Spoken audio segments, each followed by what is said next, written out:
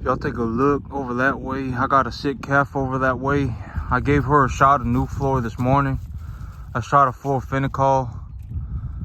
The 28 animals I had yesterday, I still got today, so I didn't lose any animals overnight. But that animal over there does not look like she's doing very well.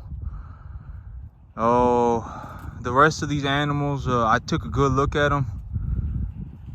42 over here look like maybe she not really eating that much, and she kind of snotting up a little bit, but I'm going to keep my eyes on her. But the rest of these animals, from my understanding, they're doing pretty good. They are eating. I got them on that grass back there. That grass over there is growing in real fast right now. At this rate here, in a couple of weeks, the grass will have gone to seed. And when the grass goes to seed, it ain't gonna do, the feed value of the grass is gonna fall exponentially. You know, I think that, well, okay, so, you know, the thing about growing grass and the thing about running cattle is that, you know, I need to keep the grass, the cattle are what keep the grass cut for me, right? I don't go around and I don't bale hay. I don't run a mower through the grass or anything. I rely on the cattle to cut the grass for me. And that's one of the things about growing grass, is that, like, if I grow 10 acres of grass and I raise 3.5 weight animals, for me to eat, for the animals to eat all of the grass that I'm growing when the weather conditions are good, it takes over 100 animals. Like, if I were gonna grow 10 acres of grass and feed 3.5 weight animals on it, it would take over 100 animals. I mean, 10 acres of grass, you see that grass back there? There was zero way that these animals, you know, I have 28 animals right now. There is zero way that 28 animals are gonna eat 10 acres of grass. It's just not gonna happen, right? Like, if I were gonna feed this grass to these animals and the animals were this size, I would need like 100, 120 animals. But here's the thing, is that this morning I was really thinking about this. Last night I was thinking about this too. But okay, so if I bring in 5 calves a week, that is 120 animals a year. Because I'd be bringing in if I bring in five calves every 2 weeks. If I bring in 5 calves every 2 weeks, and I just say every month is 4 weeks, just to make numbers even. If I say every month is 4 weeks, and I bring in 5 calves every 2 weeks, that's 120 calves a year. And I could be running 120 cattle a year, bringing in 5 animals every 2 weeks. And so that's how I think I'm going to pace myself. I'm not going to, you know, if I can run 120 cattle on my farm a year, if I really need to push the numbers up, I can go to 6 or 7 every 2 weeks. Instead of doing 5, I can go to 6 or 7. But 5 is a good place to start. And if I run 120 calves a year, and I make roughly $500 of net profit in animal, I'll pull $60,000 a year of net profit, which is perfectly fine. And if I think that I can do a little bit more, because realistically my big idea would be to run 40 cattle at a time in 4-month increments. So if I brought in a calf, I would raise that calf for 4 months and then take it back to the sale barn and put on about 300 to 400 pounds on it in those 4 months. And then I would take it back to the sale, take that calf back to the sale barn. I put on about 300-400 on that animal. And if I put I'll have to see. I haven't really sat down to really think about the numbers. I'm still, my head is still wrapped around trying to keep these animals healthy. The big thing that I'm focused on right now, I haven't really spent any time looking at the numbers, because the only thing that I've been looking for are sick animals. And if I find any sick animals, I just give them a shot of Nuflor right now. All the sick animals, if they already have an ear tag in their ear, they've already gotten a shot of Zactran. And if they are still sick, or actually 42 right here is eating. I actually see a food coming in and out of her mouth, and so she is eating, so that's good. These animals, they just need to eat. They need to eat a lot. They need to get a lot of the food going in them, and they need to, that's what's going to get them healthy at this point. The antibiotics only do so much. The animals, they need to eat, and they need to feel a sense of a sense of that they need to be relieved of stress. These animals are very stressed. They've been through a lot. From my understanding, these animals, one thing that I found very fishy about these animals is that they got ear tags in their ear that have been removed. They got fresh holes in their ear from ear tags that have been removed, like they were removed recently. And so I don't know what's going on with that, but sometimes people use personalized ear tags and stuff. And so these sale barn cattle, they'll sometimes you'll buy them and they'll have personalized ear tags from certain ranches, and they'll I'm thinking that this man removed the ear tags to hide that these animals are sale barn cattle. But this week I'm going to start taking some more animals to the sale barn. You can see these big animals up in here in the feed trough. I got these animals on calf pellets right now, and calf pellets cost me a lot of money, and so I can't be putting weight on these animals with calf pellets. I can't be feeding the big cattle calf pellets. It won't make me any money. And the only reason I really feed calf pellets is to teach the animals to come and eat out of the feed bunk. I want them to learn that there is food in these troughs right here. They don't know what these things are, but I want them to understand that there is food in them. And so that's why I just leave the calf pellets in them. But I can't have big animals like this up in here just eating, whole bagfuls of calf pellets by themselves. And so I'm going to be taking the big animals to the sale barn starting this week again. I got several big animals, several real big animals. I'm gonna take the biggest ones first, and then I'm gonna keep these animals on a calf pellet. I'm gonna keep the small calves on a calf pellet. They got as much grass as they want. I've seen a lot of foraging going on. I got that one sick calf right there, but other than that, these cattle seem to be doing somewhat okay. I am retreating my sick animals with fluorophenical. But right now I don't really know what my numbers look like exactly, because the only thing that I've really been doing as of right now is just standing here and looking for sick animals. That's legitimately all I've been doing for the past about week. And if I find any sick animals, for the past week I've been giving animals antibiotics. I've been giving them Zactran.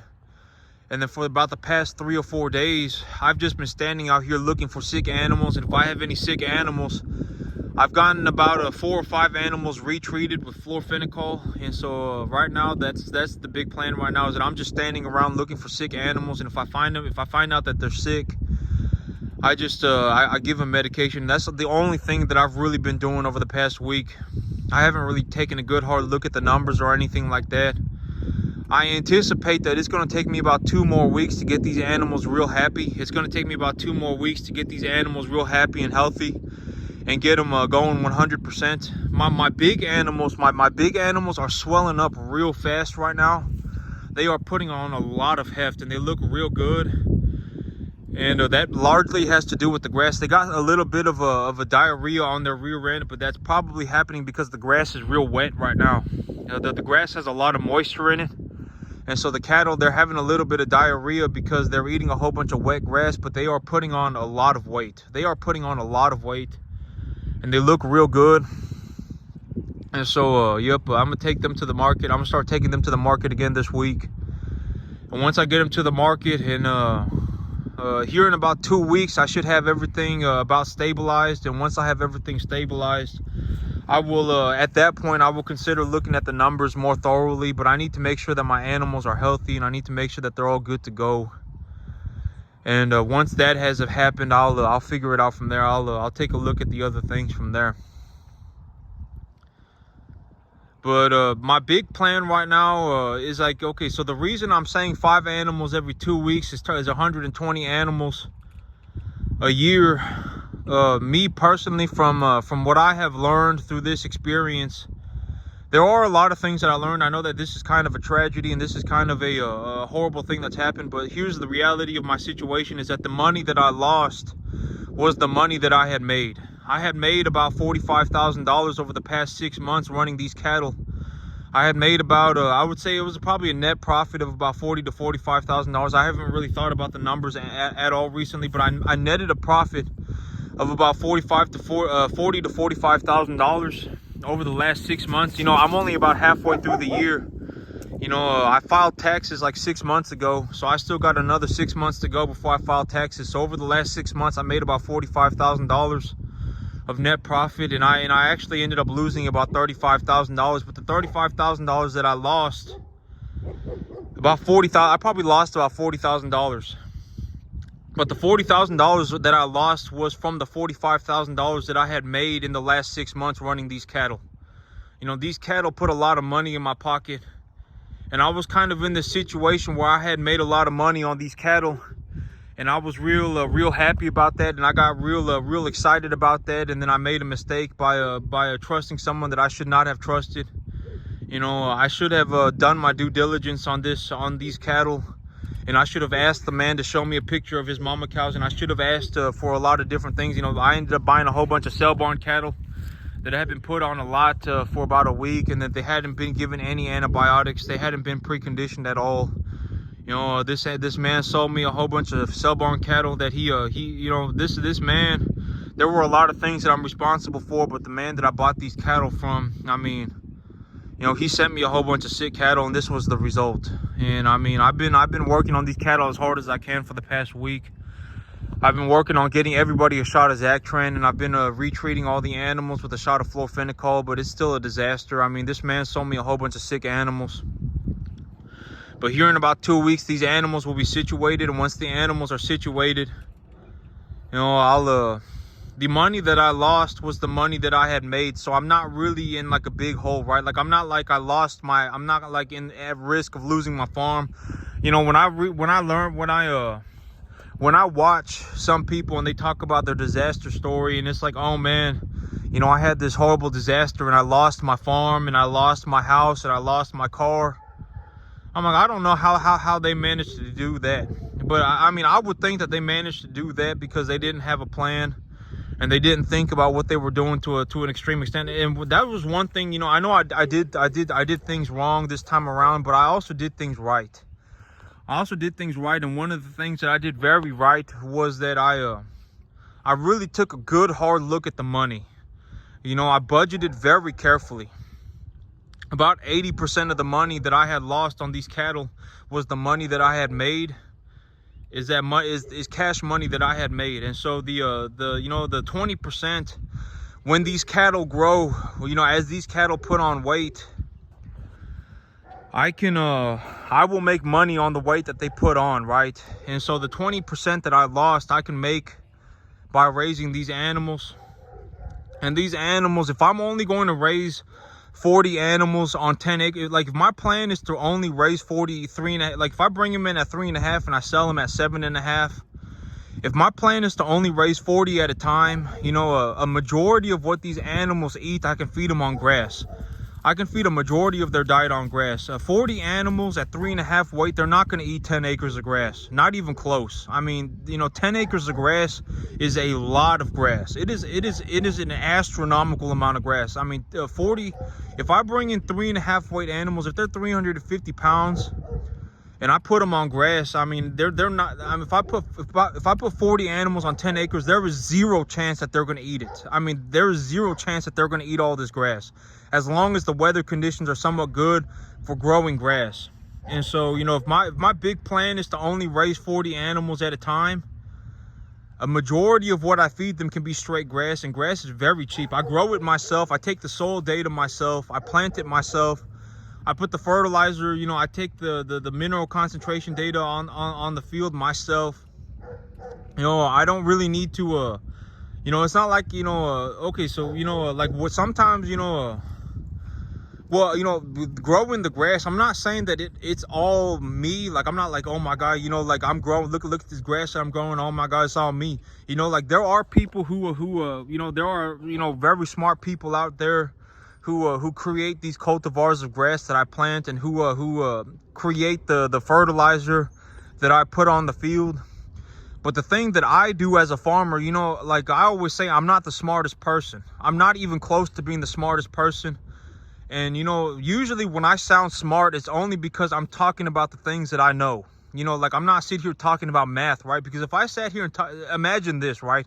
If I sat here talking about math, people would think I was handicapped, right? And so, the thing is that I only really, when I sound smart, it's only because I'm talking about the things that I know and that I understand. And, and so me, when I walk around the field, the way that I take soil data, the way that I take mineral concentration data, the way that I take biomass accumulation data is that, I go and I just look at the plant material. I just look at the plant material because plants, if the plant is having a sulfur deficiency, the plant will show certain symptoms, right? If the plant is having a nitrogen deficiency, the plant will show a certain symptom. And somebody else somewhere off in a lab, made this fertilizer, and they said, okay, this fertilizer is 25 parts nitrogen, 5 parts phosphorus, and 10 parts potassium. So I know that if I buy 100 pounds of that fertilizer, it's 25 pounds of nitrogen, 5 pounds of phosphorus, and 10 pounds of potassium. And if I took, if I took a square foot, right, or excuse me, if I took a shovel and I went over here, like over here, this is something good I think for people to conceptually understand. This was something that when I understood, it really changed the way that I think. But if I took a shovel and I scooped out a cubic foot of soil right here, and I dried it in an oven, and I just dried it till it was 0% moisture, as close to 0% moisture as I can get it. This soil, all soil around the world, just about all of it, I would say just about all of it weighs somewhere around 85 pounds. A cubic foot of soil will, from my understanding, I haven't really checked up on this in a long time, but this is the number that I use, just because if it's 75 instead of 85, it's not that big of a deal, right? I use the number 85. 1 cubic foot of soil weighs about 85 pounds. And so how many cubic feet, or excuse me, how many square feet are in an acre? But me, when I do these things, I do it while sitting at a table, and I make sure that I have a pen and pencil, and I use a calculator because I don't want to mess up the numbers. And I know that it's like hundreds of thousands. If you look up how many square feet are in an acre, and then you go, okay, so this is real hard for me to I have to be sitting at a table with a piece of pen and paper, or it's real hard for even me to understand this, because it's a lot of numbers. It's like you have to multiply this with this. Okay, so if I have a 100-pound sack of fertilizer, right, and that fertilizer has 25 pounds of nitrogen, 5 pounds of phosphorus, and 10 pounds of potassium, and I go on the internet and I look up on Google Scholar what is the correct nitrogen phosphorus potassium ratio for a winter wheat cultivar of grass grown in a gelatin auger. So if I look up the nitrogen phosphorus potassium ratios of a winter wheat grass that is grown in a sterile gelatin auger, what is the proper ratio of nutrients? I'll take the ratio of nutrients, and then I'll say, okay, so if I have 25 pounds of nitrogen, 5 pounds of phosphorus, and 10 pounds of potassium in the soil as of right now, or excuse me, in this fertilizer, and I put it on the field, how much fertilizer do I want to put on the field to not put myself at any risk of really causing chemical bleaching to the soil, and while not damaging the environment, while also allowing me, at that point, it will allow me to collect soil saturation data. And so I'll be able to put the fertilizer on the field and look at the grass, and I'll say, okay, the grass is growing at this rate. There is 0 signs of nitrogen or there's 0 signs of mineral deficiencies in my grass. But it's kind of a long process. I mean, like me, I don't just show up on a field and throw 1717 on a field. I don't just go and throw urea on a field and say this is the answer. I take data. I'll take y'all out to the front real fast, and y'all can go look at the grass. But the grass right now, it looks real good. And Lucy, come on. The grass right now look real good, and there's not really any signs of nutrient deficiencies in the grass. If anything, the grass is kind of just waterlogged. There's a bit too much water in the grass right now. And too much water is also not good for the grass.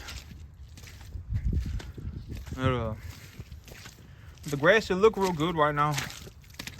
Let me take y'all over here to the grass. And so, actually, you know what I'll do right now? I'll take a good hard look at the grass, and I'll see and I'll see if I can come up with any nutrient deficiencies. Okay, so you see this grass right here. You know, I got a lot of grass right here right now. I got a lot of grass. But you see this grass right here? Let me take a look at it. You see how it's kind of dark, right? You see how it's kind of dark, and it's kind of this grass right here. I would say that the well, it's kind of hard to tell exactly what you know, because this grass right now, it's hard to tell if I have a mineral deficiency when the soil is just completely full of water, because if the plants are completely full of water, if the ground is completely full of water, the water will actually damage the plant itself. The water will actually cause damage to the plant. And so I don't want to sit here and be like, oh man, you know, my grass is perfect. But as of right now, I would say that like if I really, you know, like if I was in a situation where I was like, you know, I don't think I can put, like, let's say I got this grass growing right now and next week it's gonna rain, and I don't think that I can get my tractor back onto the grass over the next 2 weeks, you know, and I think that the grass is gonna have a nutrient deficiency in 4 weeks, 3-4 weeks, and I don't think that I can get myself back there on my tractor because of the soil's too muddy. You know, at this point, what I would do is I would just put 10 pounds of nitrogen per acre. I would put 10 pounds of nitrogen per acre, 1 to 2 pounds of phosphorus, and about 5 pounds of potassium per acre. That's what I would do.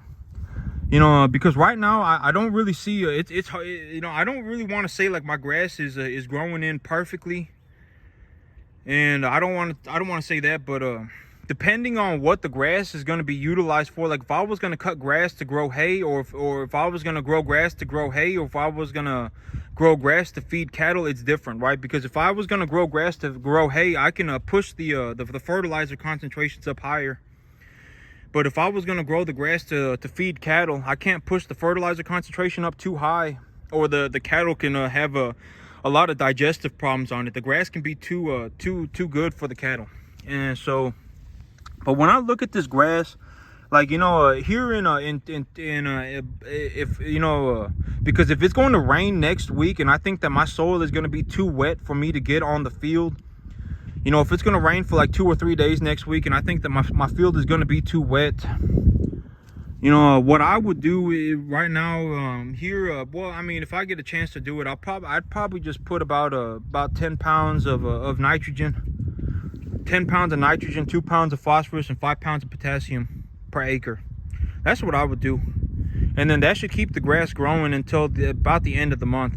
But, you know, like when I talk about like my fertilizer, you know, if I was going to put 10 pounds an acre, right? If I was going to put 10 pounds an acre, 2 pounds, 10 pounds, let's just say just the nitrogen, just to make this, you know, a bit more simple. If I was going to put 10 pounds of nitrogen on my field per acre, you know, I would give myself a, you know, well, I mean, if I was gonna do that, you know, and let's say I went to the fertilizer plant, and they said, okay, you know, I'm looking for, so in my head, I'm looking for a 10-2-5 NPK, nitrogen, phosphorus, potassium fertilizer. If I went to the fertilizer co-op and I bought a fertilizer that was 20 pounds of nitrogen, 5 pounds of phosphorus, and 10 pounds of potassium, you know, and it cost me $550,